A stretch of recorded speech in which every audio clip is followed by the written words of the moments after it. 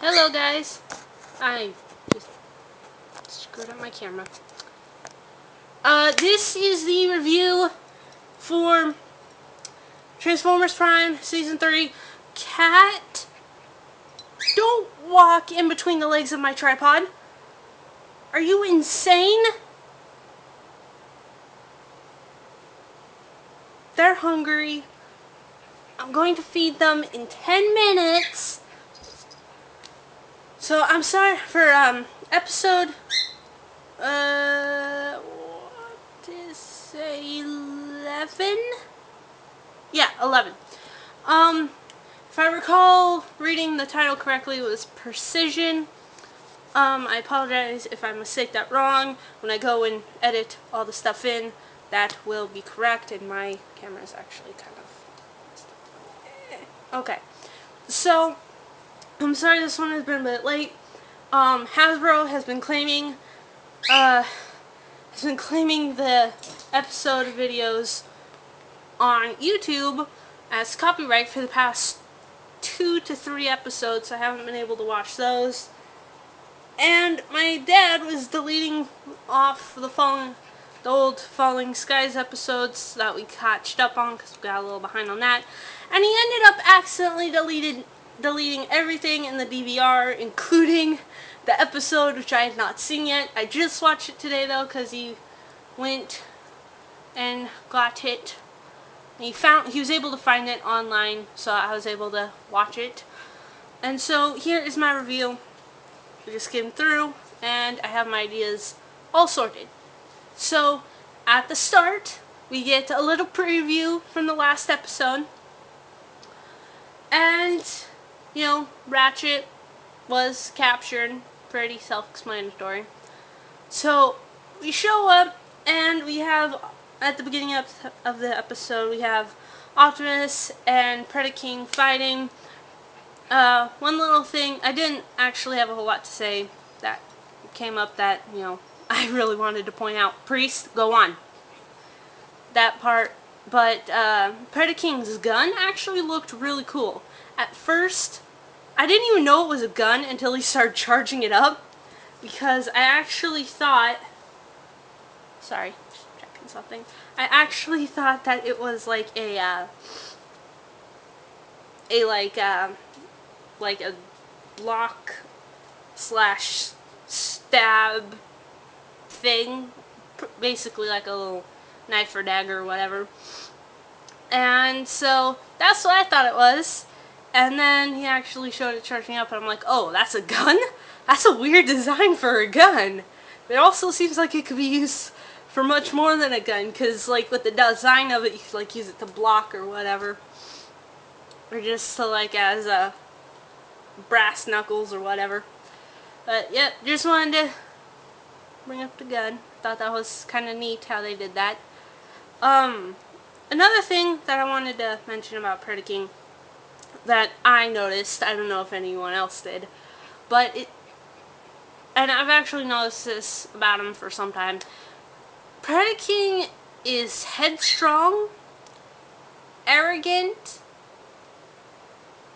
and not very smart. Just in the common sense and logic-wise smart. He is very smart in combat, and it's just Megatron seems to be having to explain things a lot to him. Like when he found out that Ratchet was aboard, he was like, I would love to go and kill him right now, but if Megatron is holding a prisoner, and he actually went and got him specifically, it's almost idiotic and almost impossible, well, not really impossible, but idiotic to think that he can't figure that out, that he's kind of needed. But it's just, yeah, he's gonna be a problem. I'm actually waiting for the episode where he starts snooping around and finds out. One second. Oh, okay, good. Never mind, okay. Never mind. I thought my cat was up on the counter. I had to go check on that. But yeah, I'm waiting for the episode where he actually goes, where Predaking goes and finds out that it was actually Megatron who sabotaged Project Predacon and planned it up that way. I'm waiting for the day. Just waiting. Anywho, freaking priest. He's chasing a reflection coming off of my watch. Freaking dog. Anything sparkles on the wall and he's on it like a fly with sugar. That analogy got really messed up. Anyway, on with the episode. Let's go. Let's do this. I knew. I saw this coming way before I saw when they were bringing in Soundwave as a prisoner for interrogation. He goes and or at least Starscream does. Starscream goes and destroys their base by order of Megatron. There are multiple things I want to say about this situation that are connected to other things. Firstly, Ratchet has to know that this is freaking Megatron he's talking to.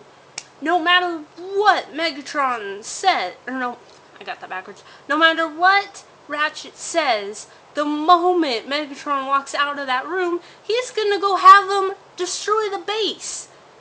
He should know this. He has known who Megatron is, what he does, and just the type of robot, just the type of Cybertronian that he is, to know this.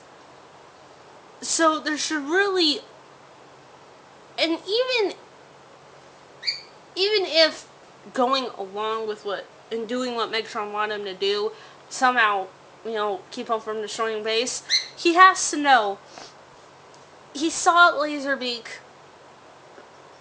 Well, he knew Laserbeak came in and found their base in order to find Soundwave, in order to get him. So by this point, he has to know that the rest of Team Prime know that Megatron knows where they are. They know that. So how can you think, one, he's not going to destroy him anyway, and two, they don't already know it's coming. So they're going to be fine. The other side of that is, one, Starscream, you freaking idiot. Why would you only focus on one building? If he only destroys one, the Autobots still have, 5 others to choose from for a new HQ. It's like, come on! Each and every one of those,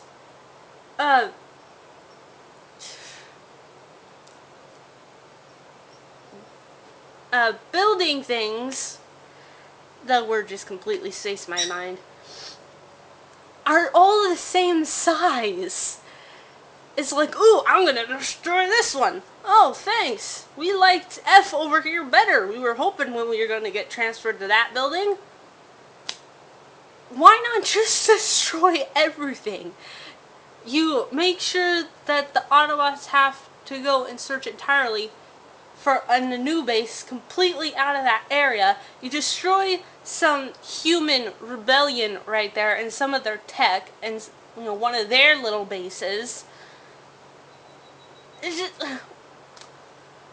even now with the Autobots, since they painted over the last line of the E to make it look like an F and just added the line on F to make it an E. My exact point was just stated. The exact point I just made about Starscream only destroying one building. The episode just put it in your face how stupid he was. If he had destroyed every single one of those buildings, a paint job would not have mattered. Because then there would have been no leaving it to chance. Even Megatron has to know that with how Laserbeak had to go and find Soundwave, and Soundwave getting Ratchet, he had to have known that by now the Autobots already know that he knows.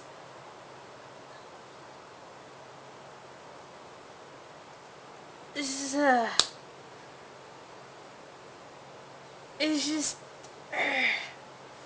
I mean, that's not even really stupid on Megatron's part, but, I mean, Starscream, man, this is why he still doesn't trust you. This is why he'd rather give everything to Shockwave instead of you. That's why you always get in trouble. And almost, and probably getting the SmackDown treatment as punishment because you're so freaking stupid. How could you not? It astonishes me with the type of con Starscream is, and how he has been, and how he has acted in the past seasons and the past episodes. How could his entire outlook on the war thing, like, before, he would have demolished everything. He would have done complete and total overkill a season ago. And now he does completely underkill, which is gonna hurt him more. It's just, I think part of his brain was in his original T-Cog. Post in the comments if you get that reference. I'm not gonna explain it. But it's just... Anyway, to get off of that subject, because there are plenty of other things I want to talk about. Ultra Magnus, when they were running in, this is back at the beginning of the episode, when Ultra Magnus, RC, Wheeljack, I think it was also Bulkhead. Yeah. No, it wasn't also Bulkhead. It was just those four. Yeah. Well, those three, actually. But they walk in to try and secure what Shockwave is after. And Ultra Magnus walks in, takes his arm, goes psh, psh, on two drones, and then just keeps going. I just thought that was hilarious. How he just takes a few steps, just like goes one backhand, and his road is completely clear. I mean, if it's so important, why wouldn't you have sent Starscream or something? I mean, at least then he'd be able to put in actual decent support effort. They're so useless and so expendable. It's like the freaking clones on Clone Wars. Okay, I'm gonna let you know a little secret. So, Yo Justice Unlimited. Or no, that's the wrong one. What am I thinking about? I'm gonna go a tiny bit off topic here. Sorry. There's Green Lantern, the animated series. There is Young Justice. Was that it? I think that was it.